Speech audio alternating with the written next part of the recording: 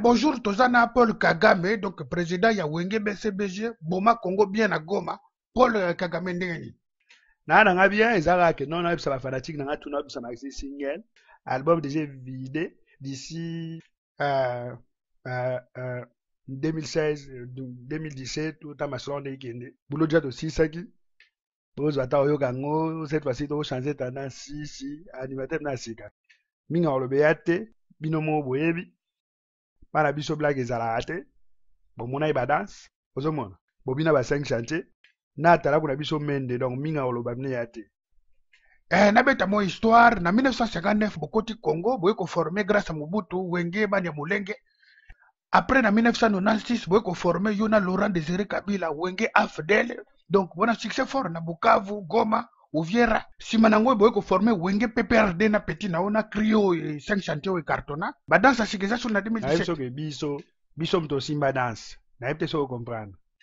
Na kisasa, eza nango elo otia bantere te, bana kisasa bayebi ke ba groupe ebele eza na postule esala yango elo mote biso ntango tokomi na kini toyei kokuta Wenge MPR ezalaki ya olala wana Mobutu na poto na ntango wana eza na bafanatike soki ya nani soki ya Mobutu soki ya nani balandaka biso banobuleke no biso moto oso ya ochange basolo ezalaki neti ndoto.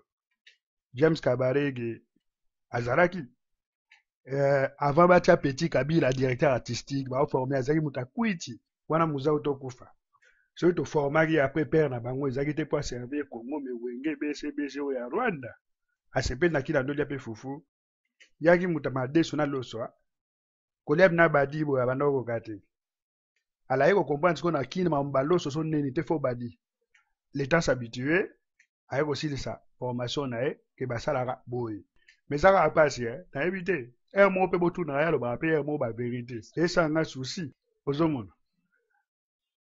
Mais avant to mema na kisasa to développer déjà makambo tout na Rwanda to développer tout na Rwanda soki lelo sa neta obosala masolo na ebite mi wana Italie ngana grand formateur ba groupe ebele Wenge M23 par exemple ba bakabwana alobaki on a 2017 nazo animateur asika yemba danze donc koleka ko mende koleka ba donc ba buleka ba 5 chantier. Merci en tout cas président Ndingo répondre à ma question vraiment to comprendre que yo mutoza leader na bango marke bazobo ya en tout cas après nazaki na ba question ko poser yo nalingaki na yeba pona élection 2016 2017 ezo ya bozana bulu botsa nani et puis ndenge bo travaillera est-ce que bozana ba sponsor que non bazo soutenir bino bien zaka makasi na bino et puis dernière question boule na bino na Congo eza nini bon donc na mouvement na bino. En tout cas, en 2016-2017, au Banakin Barak dit Batotia Moutunabiso. Normalement, Kabila a représenté Souté. Tu es chef d'orchestre depuis 2001 aux hommes. Selon l'article 220 de la Constitution, a se présenter 3 fois. En 2017, et ça à 16 ans avant Lyoana. A Ozonga Niragongo. Ba sponsor basé belé na STP kuna to se servir pe kitoko. Mutu soto tia animateur ou bien chef d'orchestre pendant qu'on boit que la peuple va crier biso parole ça biso moi parti ozo comprendre ma salon atambola bon. Excusez-moi président tali sondage à 5 chantiers to bimi 182e sur 183e niveau social ba souffrir ndula ndenge ni bozobeta. Wana mamwane talinga te tala na magazine People Live Money na 2014 le président le mieux payé du monde Joseph Kabila ba bon sabino banzela botia so ma fufu so ke toki ale boke elia una mabanga pilipili zanga te. Problème ezake no Congolais za trop fanatique. Congolais il faut déjà nezana Congolais za na distraction makasi yango ezosala ke olingi distraction yaka kosigner ba contrat na n'importe qui chinois zo exploiter ba minerais na bino na Katanga kuna bande kuna bino ba souffrir fort ayi ba bino ba minerais belé o atongela bino ba chinois pas ankoko na nolo bani obi ke bateki 25% forêt congolaise na Jordanie boteka mboka Rwanda eza pembeni biso to vanda Congolais na ma appelé biso ba étranger to ça bino mankoti donc bo comprendre après biso to ki. En tout cas, président, donc mamozo le besoin comme ça fort, donc na évité na seka na lela, donc pour ça la maman encore vraiment tant boyaka, et ça rappelle un pied Congo, donc ça na makam na Congo. Na bo sauter ça maman solo, tant que Congo là aux azo, ba comprendre des biso tika là, on comprend. Ça ba wane de belé mystique. Biso to mona Congo neti, gâteau mo boy to kata o mike mutu mutazui parti na biso ko na biso ya neti gâteau. Gâteau na gâteau. Wotu na ba masa pe mususu ba Museveni ba website yo. Congolais ga distraction susu ba tia kutu mwamba banini. C'est pas possible. Mais kasi eza ndenge na bango. Prince pardon naza sur na question mosusu akopose na ningo kotuna soki ndeti mutu alingi envisager comme président de la République na 2016 ou bien 2017 conseil nini okopesa ye akosala mpona mboka. En tout cas nayebi te nakopesa kaka conseil moke aluka deja azongisa dignité. Kongola yebi kaka makambo ya forme. Kongola mutu mo abangaka soki bamonisco na bamonique ezalaka te mais M23 bina lingo okoya mpena bendi bino baplan na palais de mar bake nango neti na fili. Donc olingi olobaki mutu arespecta Kongola aza te na monde. Mutu arespecta Kongola aza te. Boulez que pays moke neti Rwanda ezo envahir un pays 7 fois plus grand que la France en 7 mois. Respect boa trop distrait. Nakoboka mutu moko. Prêtre Shrek Ndundu, artiste parodiste Chito Samuel, botala déjà parodie na lingala. Oza kidogo te, uzaomeka olela ndenge na mononga mboka. Ba église kuti na koloba te. Fufu, pondu, et pardon. Ozongi na lupango ya famille. Ebongo olelepa ya nani? Nga par exemple na pona na banda lekoto na bacamarade na nga na famille na biso kokola te tonolia kaka fixe. Ola bakamuti mutunda bakia vraiment dis-moi qu'est-ce qu'il y a. Nabokisa kwanga na likabu kaka mpona kolia saucisson. Soyez branchés balobi 2014 soko za branché de branché na dibisi yo. Tous les vendredis na Facebook après Shrek Ndundu bakiwa. Sala il demande na mina Facebook ça ne mange pas de pain. Yo def ça pe ba mapa kutu bacha mwamba na limbiso mukeba. Na pesi bino ka rendez-vous na Facebook après Shrek Ndundu. On est ensemble. Mutu tweme na kindeke. Azoya.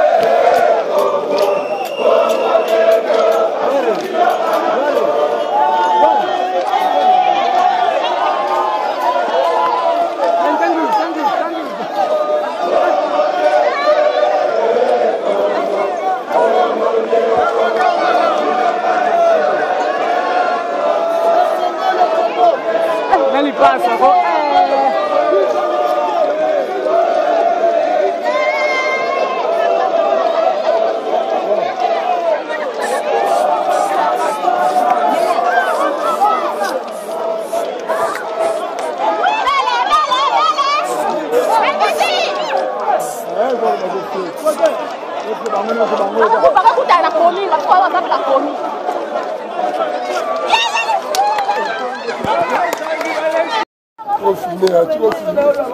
Baya ya njili yao eyindi njili yao eyindi boyebisa sto na keba tala yango oyo batani mwana nseme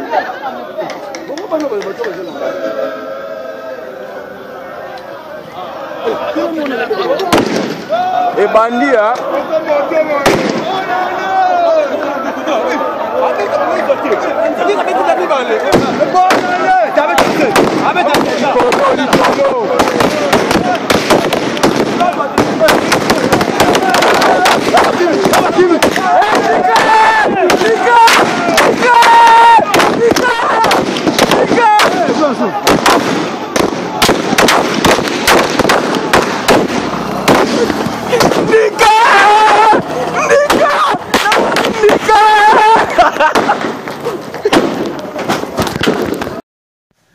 Ok, bonjour très chers compatriotes.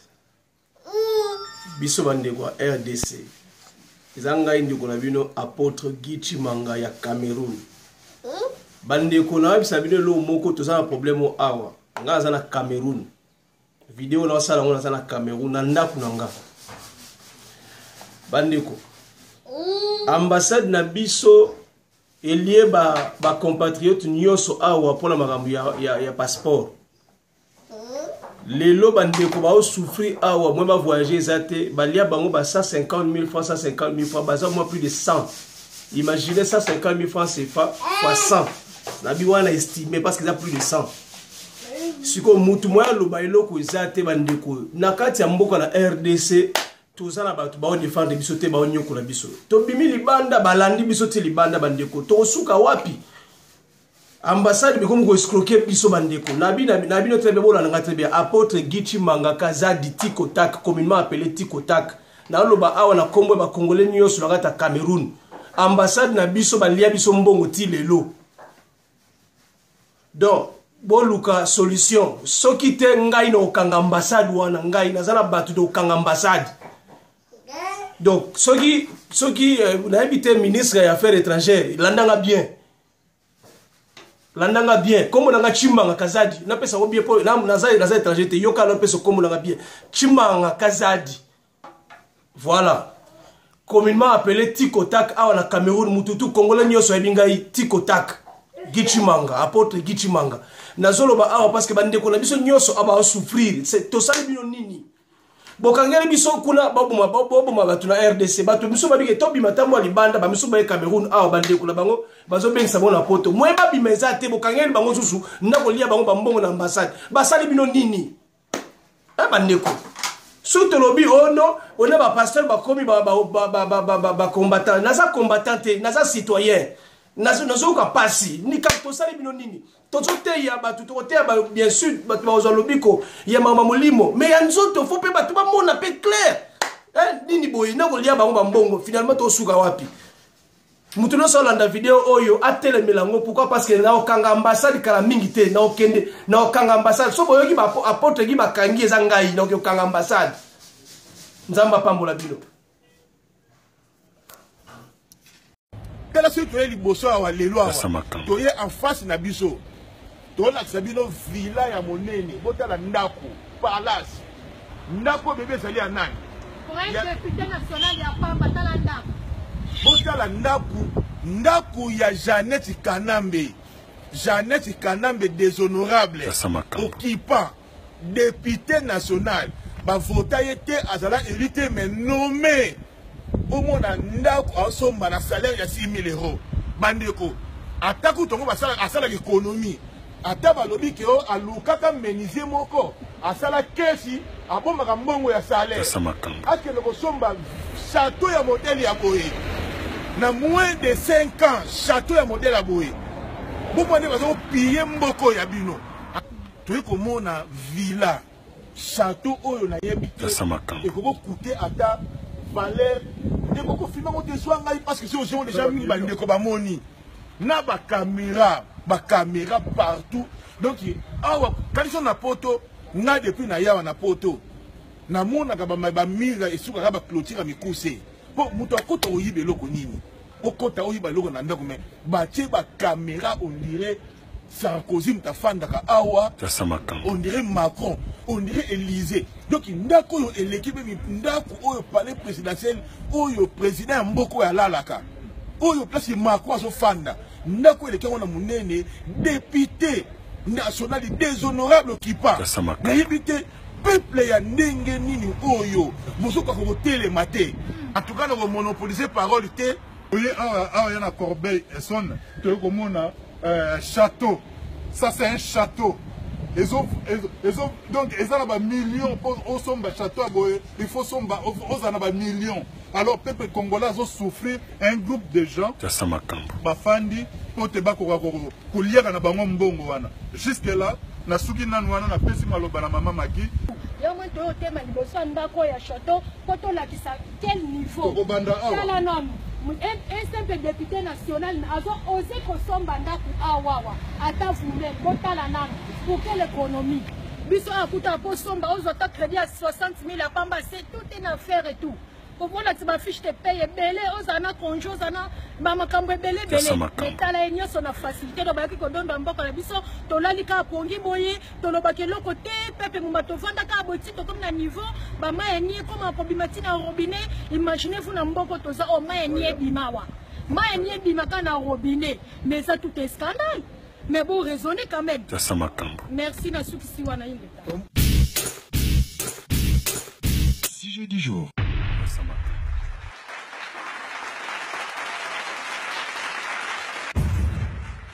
Du Congo, on vous parlait ce matin des révélations de l'agence Bloomberg sur Zoé Kabila, député et frère du chef de l'État, mais ce n'était qu'un prélude. Un rapport du groupe d'études sur le Congo et du Pulitzer Center publié aujourd'hui va plus loin, un rapport d'une 50aine de pages et une base de données interactive après une enquête qui a duré 2 ans. Il concerne ce rapport 13 membres de la famille Kabila et 2 très proches associés. Ce clan Kabila aurait une main sur au moins 80 sociétés endettés dans des secteurs divers et variés, agriculture, construction ou mines. Et cela représente des centaines de millions de revenus depuis 2003 et la fin de la guerre. Sonia Rollet, finalement, ce rapport, c'est aussi une histoire du clan Kabila. Oui, à plus d'un titre, pour commencer cette petite phrase en 2006 de la mère de l'actuel président, Joseph Kabila, sur les années d'avant-guerre, c'est-à-dire avant 96 et la rébellion de l'AFDL, quand Laurent Désiré Kabila, le patriarche, vivait avec sa famille en exil en Tanzanie, sous la protection du régime tanzanien. Mama Sifa disait de ces années, nous n'avions rien, je cultivais un petit champ, je vendais mes légumes au marché comme n'importe quelle femme pauvre africaine. Alors 20 ans plus tard, selon les données compilées dans cette enquête, 13 membres de famille, le président inclus, ses enfants, y compris mineurs, sont à la tête ou ont des parts dans au moins 80 sociétés, des centaines de millions de dollars, vous le disiez, de revenus depuis 2003, des dizaines de millions en biens matériels, une enquête qui risque de faire du bruit en République démocratique du Congo, quand aujourd'hui les caisses de l'État sont vides et les élections qui sont censées entraîner le départ du président Joseph Kabila, chef du clan, sont repoussées, notamment au motif qu'il n'y a pas assez d'argent dans les caisses de l'État pour les financer. Alors officiellement, Joseph Kabila, sa sœur Jeannette et son frère Zoé, ayant tous des fonctions officielles, ont dû déclarer tous ces revenus et leurs sources. Alors on peut pas tout détailler, l'enquête est foisonnante, mais d'abord Sonia Rollet, pour se donner une idée, le clan Kabila possède l'équivalent de 10 fois l'île de Manhattan de terre en RDC. Oui, plus de 73 000 hectares, quand la taille moyenne d'une ferme au Congo est d'1,5 hectare environ. Alors la ferme Espoir à elle seule, qui appartient au président Kabila et à ses 2 enfants, c'est plus de 8 000 hectares. Maman Olive, sa femme, a une fondation, on le sait, mais aussi des sociétés comme Ocifal, qui fait un peu de tout, des mines, du pétrole, de la construction. Petite révélation, l'ONU a versé à cette société, officiellement sans le savoir, la coquette somme de 270 000 $ de loyer en 2015. La sœur du chef de l'État, Jeannette, a des parts dans la société Vodacom Congo et à travers Acacia, une des sociétés de la famille, détient 43 d'exploitation de diamants.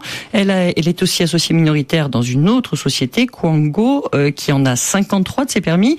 Et puis tous ces permis, bout à bout, représentent une zone de quelques 720 km à la frontière avec l'Angola.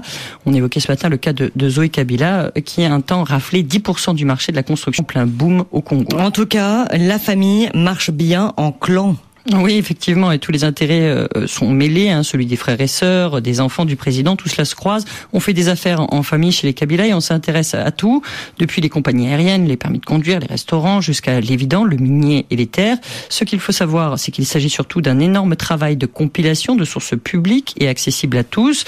Il y a beaucoup de sociétés, parfois des alias, mais l'essentiel de ces révélations et de ces relations d'affaires, on peut les découvrir dans les colonnes du journal officiel ou constater dans les registres du ministère du Commerce que beaucoup de ces contrats sont obtenus par la famille dans le cadre du cas dit de force majeure, c'est-à-dire quand il y a une guerre, une catastrophe naturelle, ce qui leur permet de se soustraire aux obligations légales, comme par exemple de payer des taxes. Sonia Rollet, et pour en savoir plus sur cette enquête, voici le site Congo Research Group.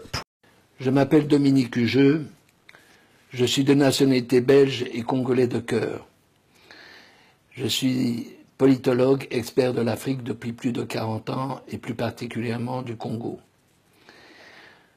Alors, comme je reçois des informations très fréquentes et suivies pratiquement quotidiennement, je suis interpellé et je me permets de m'adresser à vous. Et permettez-moi de vous lire ce que j'ai écrit. Je voulais vous dire que si j'écrivais un livre sur Kabila, ce serait à charge comme un procureur. Joseph Kabila, le pseudo-président de la République démocratique du Congo, que je baptise République sanguinaire du Congo, la RSC, n'a plus la légitimité constitutionnelle depuis le 19 décembre 2016.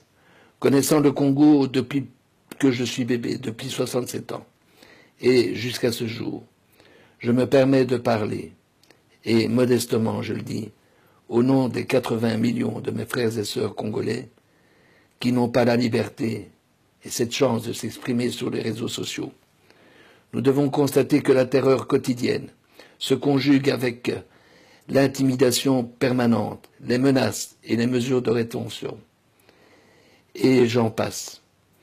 Plus grave, des massacres sont accomplis à travers tout le pays. On découvre des charniers, de ci, de là, sur le territoire. Le plus connu est celui de Maluku. découvert le 19 avril 2015, 3 mois après qu'il y ait eu une manifestation à Kinshasa qui a été fortement réprimée. Quand on a découvert le charnier où il y avait plus de 400 corps, femmes, enfants, hommes, il y a eu une émotion internationale et l'ONU ainsi que l'Union européenne et M. Didier Reynders, ministre belge des Affaires étrangères et vice-premier ministre, à l'unisson, ont déclaré qu'il fallait qu'une commission d'enquête internationale soit immédiatement diligentée. Depuis ces déclarations, il n'y a plus rien, une véritable omerta. Or, il s'agit bel et bien d'un crime contre l'humanité. Et ces crimes sont devenus récurrents sur le sol congolais. Maluku n'est donc un très triste exemple. En fait, Joseph Kabila n'a plus de réel pouvoir. Ce général de pacotille, qui a été fait général en 6 mois en République de Chine, est en réalité sous la tutelle de plusieurs États voisins. L'armée congolaise est encadrée par les officiers rwandais qui donnent des ordres. La République sanguinaire du Congo, telle que je l'ai baptisée, n'a plus de souveraineté. Cette souveraineté chérie par le peuple congolais. Et puis, il faut avoir l'honnêteté intellectuelle pour reconnaître que la Belgique a joué un rôle néfaste en installant Joseph Kabila sur le trône d'une monarchie présidentielle en 2001. Alors, avec toute l'humilité, en tant qu'expert et analyste de l'Afrique depuis tant d'années, et contrairement à mes convictions sur l'ingérence dans les affaires intérieures d'un pays comme en Côte d'Ivoire en 2011 ou en Libye durant la même année, j'adresse très humblement et solennellement une supplique aux 5 chefs d'État, membres permanents du Conseil de sécurité, à savoir Mme Theresa May et Messieurs Trump, Macron, Poutine et Xi Jinping, ces 4 derniers étant présidents de la République de leur pays, afin qu'ils s'accordent pour dégager et ce manu militari Joseph Kabila. Je prétends que c'est un devoir universel pour éviter un nouveau génocide dont on ne peut pas deviner l'ampleur. Je leur demande de le remplacer pour une période transitoire de 2 ans par un homme qui a une grande expérience politique, qui soit intègre, connu, apprécié par ses compatriotes, et figurez-vous, il y en a encore. En 2 ans, ce président transitoire, j'insiste sur le caractère transitoire, avec une équipe de personnalités expérimentées et intègres, peut remettre le pays sur les rails et permettre au peuple congolais de retrouver la sérénité et également sa dignité. Ce nouveau président sera un rassembleur, mais pas un diviseur.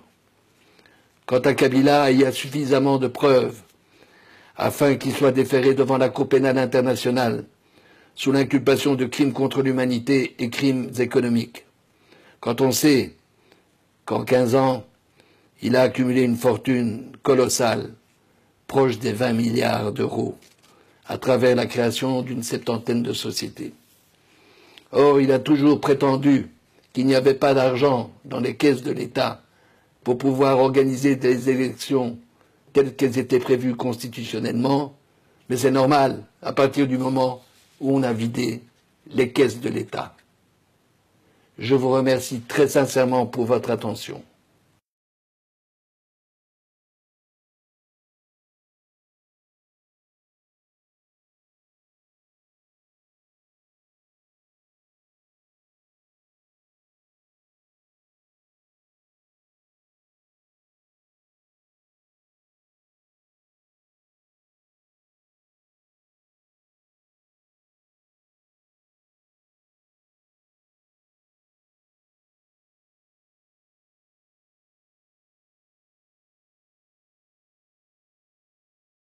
face na biso toza na ba criminel ba assassin bato oyo baza na makila ba congolais chaque butu bazo boma ye moko alobi aza chef de l'état mais azali sous président ya ba groupe ya ba rebelle président ba M23 président bato bazo boma na Congo. Or ba fonction ya chef de l'état ezali ko sécuriser ba citoyen na ba bien na bango ko sécuriser ba frontière. Or lelo mboka na biso za na frontière te balobi mboka na biso eza sous-tutelle ya baarmée ebele ya Afrique. Donc Kabila aza même pas un président, c'est un assassin oyo akoki ko diriger mboka te. Alors ba politicien na biso na ba combattant baza na Kinshasa ba se dissocier parce que ba combattant baza na esprit à bien, lokola ba étudiant, lokola ba nyonso mais ba combattant na banani ba politicien na biso bana bango bana basineti fayulu alela na ekaka. Un politicien plairait to éviter sur alela pour nani. Parce que yo mona mobalo lela no kaka.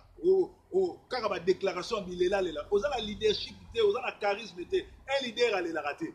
Un leader tango ba kangel bino porte bo salinere papa Tshisekedi azako sala. Mais bino bolobi oza ba kitena Tshisekedi, oza ba kitona Tshisekedi andene. Comment oza lembele bo? Bazo kangela bino porte bo fandi na bino bo comme ko sala ba discours bo sala ni. Bo se décider mongango to benga na Kabila. Makamba ko kende suti le 31 décembre zate. Parce que Kabila bomi trop, la patrie ou la mort. Parce que groupe one est un groupe de mercenaires, il y a des criminels, oyo bayo kaka munduki. Alors bozala ba preuve, bozala nyoso que Kabila a congolais, Kabila c'est un criminel, ba les supposés na kana bino. Boye bango. Peuple a éveillé. Combattant a éveillé, to éveillé bana mboka. Soki bino bo sali yango te. Soki biso to sali yango, bino nyoso tuna bato ba travailler na Kabila. Na ba oyo bazaki na opposition ya ba collabo ya ba aventurier. Tokosuka na bino mabe boko leka na ba arme na ponga biwana kaka na stade Kamanyola bako sila na bino parce que bo trahir mboka. Pe constitution mboka na sozo ba mutu nyo surtout a trahir Congo, faut pas passer na zar. Ça dit ngonga yango retour de la semaine et là c'est que rien ne marche, rien ne va plus pour Kabila, Kabila aux abois, mais ba nani bazo aider Kabila eza opposition à Congo, baza lembele, baza opposition moko fubalanda makamnyo zo legana na Venezuela, ba mona opposant à Venezuela, ndeni ba obunda na Maduro. Maduro a bomi plus de 100, mais opposition ezaka na balabala etelema. Oya biso banda Tshisekedi akufa ata mukolo moko te ba bima na libanda ba boma ba sala bolo 80 fausses communes. Et ces 80 fausses communes ko interpeller bino te bo benga na Kabila. Bozo c'est la skoni. A ça déjà 80 fausses communes. A komi ko boma bino na bandako. Bozo c'est la skoni. Ba mai ya régie des eaux bazo tela bino ba matière fécale. Courant bozaka na ngote. Makamyo surtout modernité oya lobaki modernité ayaki nango nzoko eza nango ba aventure na nyonso. Bozo c'est la suni. Et bon moni bien que aligi ko organiser l'élection te parce que aligi na ye kolongwate. Alors les alliés peuple il faut appliquer l'article 64. Syndicat ndokolo ba déclaration na eza bien tolingi o le casco en acte. Toza suna posa ba déclaration te toza na posa to yokake musale bandi babandi ko benga na Kabila. Et ça qui bongo retour de la semaine André de Manchester avec le messager Proverbe 30. Breaking news Yesu Azankolo. The people in Congo, you are genocide. The Congo people suffer because of you and Hippolyte Kanambe. Hippolyte Kanambe, that's true. Need you here this is a liar. He's a criminal. United States can kill me, they can put me whatever, but this man by here is a genocide. He kill the people. They bring people, they rape women in the Congo. American people supporting the criminals. They kill 15 million people in Congo. Our mother rape. The young kid. You can believe that when they do to your son, to your child? These people kill the people in Congo and you call them here to kill the people? More than 200 million. And you call the police. We think we care about police. Is the resort. We care about our mother, our children, our land God give us. These people, they kill the people and come in 2006. It's not from Congo, it's from Rwanda. They kill the people. And you guys supported him. You think 15 million people die in Congo. And 3 million women has been raped since. And you guys support these people. You want to touch me? He was in the parliament. You think we scare police? He's if you're so popular, how many Congolese in the room to support you here? Where's the Congolese? How many Congolese in this room to support you? If it's the Congolese people. If you're Congolese, how many Congolese people in this room to support you? We come here to stand up for this idiot monkey, stupid. He killed 15 million people in Kabila. We come here to stand up. The democracy come here to stand up.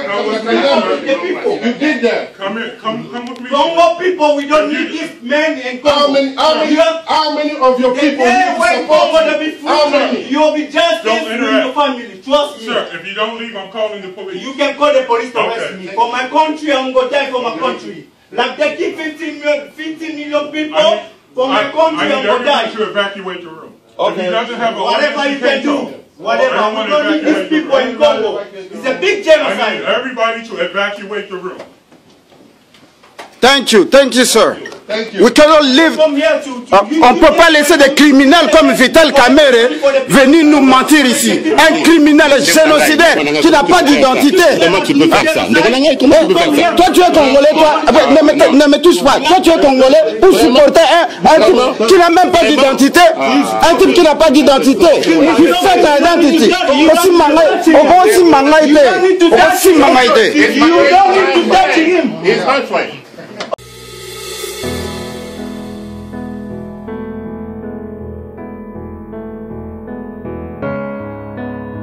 Nous sommes le présent, mais surtout l'avenir de cette nation. Le Congo, c'est notre bien commun le plus précieux. Et son avenir, c'est ensemble que nous le bâtirons. Nous sommes le plus beau visage du Congo. Avec l'amour dans nos cœurs, avançons vers un même but. Nous sommes tous Congolais parce que le Congo vit en nous. Au-delà de nos clivages et de toutes nos différences, laissons brûler la flamme de l'amour, de l'espoir, de l'unité et de la fraternité. Croire et vouloir, s'aimer et se supporter, nous sommes tous Congolais. Parce que demain est un autre jour, un autre combat. Fils et filles du Congo, aimant et protégeant ce patrimoine de nos aïeux. Congolaises et Congolais, ce qui nous unit doit être plus fort que ce qui pourrait nous diviser. Nous sommes la République démocratique du Congo. Bomoko. Bomoko. Bomoko. Bomoko. One love. Bomoko. Bomoko. Bomoko. Bomoko.